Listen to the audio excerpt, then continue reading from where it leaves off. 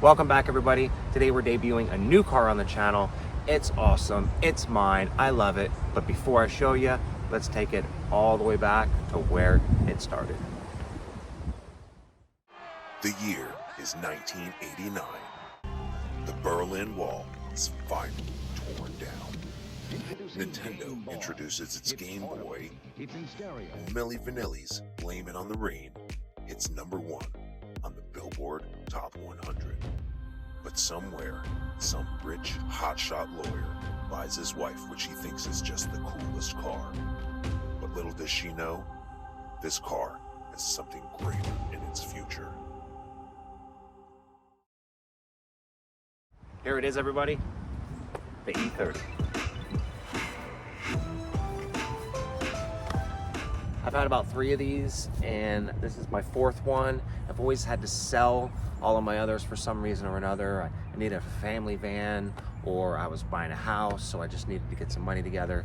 But I ran across this one, and I just couldn't pass it up. It is a 1990 325 IS 2-door sunroof car. This thing's awesome. Let's take a ride.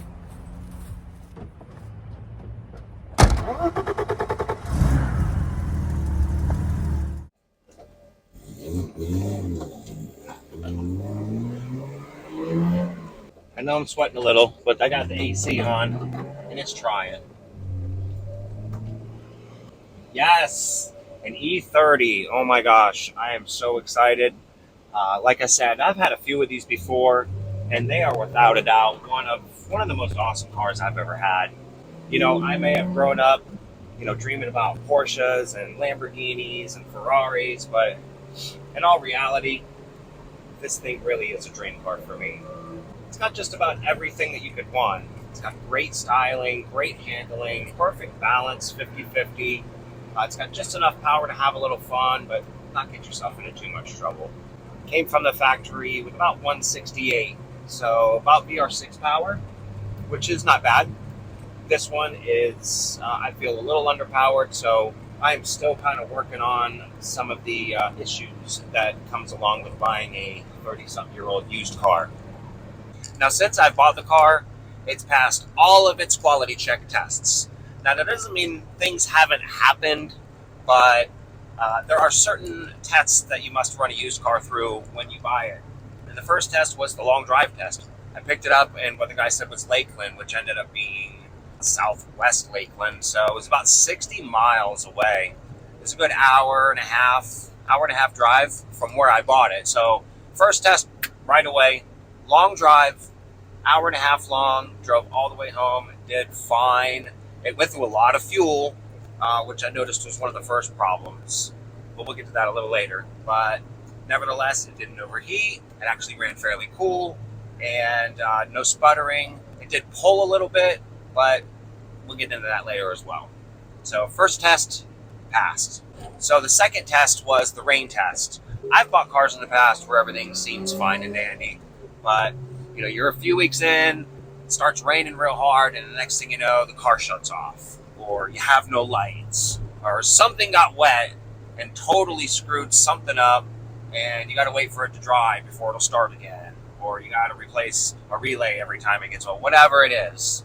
But super hard downpour, the car did really well again, and surprisingly enough, the windshield wipers actually didn't do too bad, so they got me home. Test number 2 passed. Third test we all, I'm sure, know about, and that's the car meet test. So you got your cool new car, and you're going to the car meet, and you want to show it off. Then the next thing you know, it pops out of reverse, or seconds grinding, or it stalls, or you're overheating, you're spewing oil, or something happens where you're embarrassed at the car meet. So I went to the Ace Cafe, the Legends meet, and it did fine. It pulled up, drove in, drove out, no leaks, no nothing. So I've been very happy with the way this car's been performing. Now, the last and final test is probably one of the most stringent tests you can put a BMW through when I buy it, and that's the wife test. So the wife doesn't have very good luck with the BMWs that I've bought for us in the past. The very first one I bought for her would stall out randomly and not start back up. And it never did it for me. I'd drive it for hours, you know, wherever. It's fine. But she drives it 8 minutes to work. Halfway there, the car stalled. I show up to rescue her. It starts up. It's fine. The other BMWs that we've had, she's just, they don't run right. They don't drive. The stuff breaks when she gets into it. Just very bad luck. So I had her ride in the car with me a few days ago, and the car did fine. We drove around in the rain. The only real bad thing that happened was we went to 3 different pizza places trying to find the right one. But other than that, the car did fine. So the 4th and final test, she passed. All in all, I really am pleased with the car. When I picked it up, I noticed it did have a number of extras. I did realize it had a few extra little goodies on it, and I was pretty excited about that. So obviously when I get home, I start looking all through YouTube and the internet to see what I can do to the new car, you know, see what I can start modifying and changing and making it cooler. Find a bunch of videos on the top things that you're supposed to do to your E30 or the best things to start out with. So let's take a look at a few of these suggestions in these videos of the first things that you should do when you get your E30. Today we're going over the 7 best mods that you can do for your E30. In today's episode, we're going to be talking about my E30 some more. Today's video, 7 mods you could do to your E30 that are performance-wise. Today, we're going to show you 2 cheap mods you can do to your E30. You're going to want to replace the steering wheel. Steering wheel. Check. Coilovers. Suspension. Check.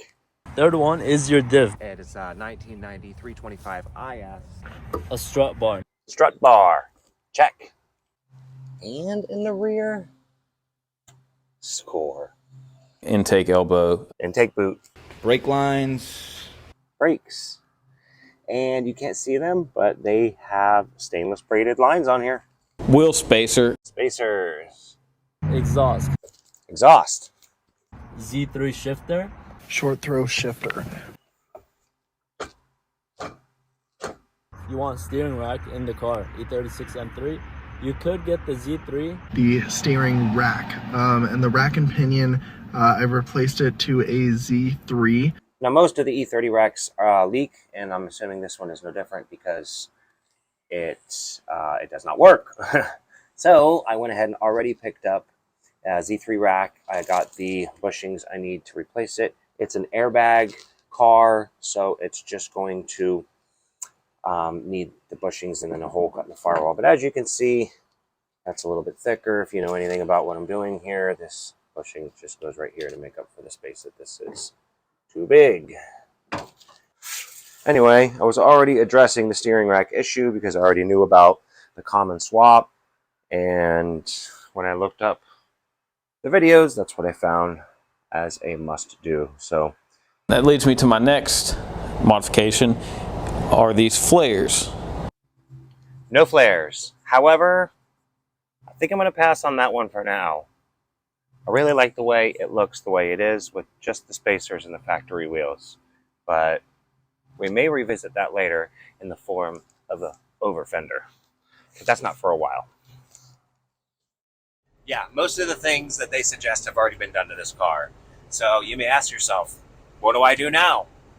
Well, that's a really good point because there's a lot of things that I always do that nobody has mentioned, and I'm going to go over that once we pull into the house.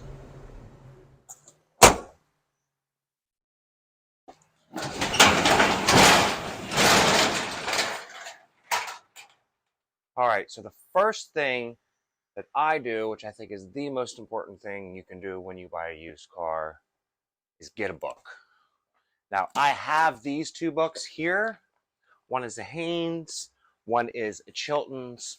These are the industry standard for books. These are great to have when you have any old car that you're working on.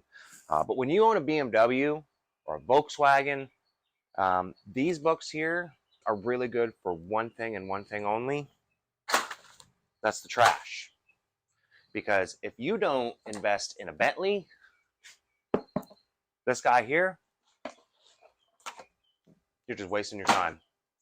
The second thing, and really the most important thing, maintenance. Maintenance, maintenance, maintenance. Get all the lights turned off. If you got any yellow warning lights, tire light, well, this one don't have a tire light in this instance, but you know, any other car, tire light, check engine light, ABS light, any yellow light that's on the dash needs to be fixed before you start putting any money into suspension, wheels, and before any of that stuff. You need to get your car running perfect and reliable and dependable. Make sure your timing belt is up to service if it is a timing belt. Anything else, oil leaks, fluid services, don't forget about your transmission fluid, your rear end fluid if you have it. All of those maintenance items should be addressed if they're due or overdue and you don't have any maintenance on the history of the car. If you're going to beat on a car, if you're going to drive it hard and you want it to be as good as it can be, you really need to be up to date on all the maintenance to make sure you really don't have any problems. That's really one of my biggest things and most important things. So like I mentioned before, I do have a few issues with the car that I am currently working on. And this falls into step number 2 that I recommend doing when you buy a new car, fixing shit that's broke. So to hopefully fix the fuel issue, with it being a little rich, I got some rebuilt genuine E30 injectors. So hopefully that'll fix that. I got the intake manifold gasket here to replace that while I'm doing it. I did show you that there was some slop in the shifter, so I've got me a shifter rebuild kit here. Yep, I am well on my way with this car, and I really don't have any plans for it other than get it running good and go sliding around corners. So I appreciate y'all watching. Stay tuned and see what we do with this turd.